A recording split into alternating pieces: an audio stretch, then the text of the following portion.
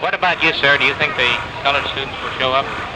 If I got anything to do with it, they won't show up. Well, I think it's a breaking point of the school integration. I just don't feel that they have a right to go to school with them. 3 years after segregation of educational facilities was ruled unlawful by the Supreme Court in the case Brown vs. Board of Education, 9 African-American students, Minajian Brown, Terrence Roberts, Elizabeth Eckford, Ernest Green, Thelma Mothershed, Melba Patillo, Gloria Ray, Jefferson Thomas, and Carlotta Walls integrated Central High School in Little Rock, Arkansas.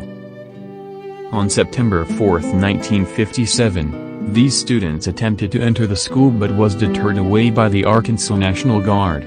Returning home, Elizabeth Eckford sat down at a bus stop. She later said, "I tried to see a friendly face somewhere in the mob, someone who maybe would help. I looked into the face of an old woman and it seemed a kind face, but when I looked at her again, she spat on me." The Little Rock Nine stayed home for around 2 weeks, trying to keep up with their studies.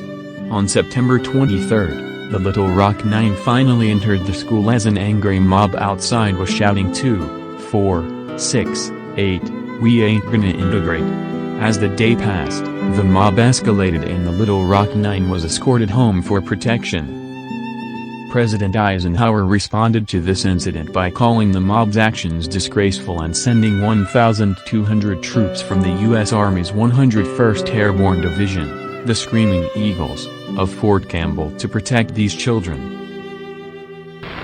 Such an extreme situation has been created in Little Rock. This challenge must be met, and with such measures as will preserve to the people as a whole their lawfully protected rights in a climate permitting their free and fair exercise. In the present case, the troops are there pursuant to law, solely for the purpose of preventing interference with the orders of the court. Finally, on September 25, the Little Rock Nine attended their first full day of class under escort from the troops. Later, Melba Patillo said, "After 3 full days inside Central, I know that integration is a much bigger word than I thought." On May 27, 1958, Ernest Green becomes Little Rock Central High's first black graduate.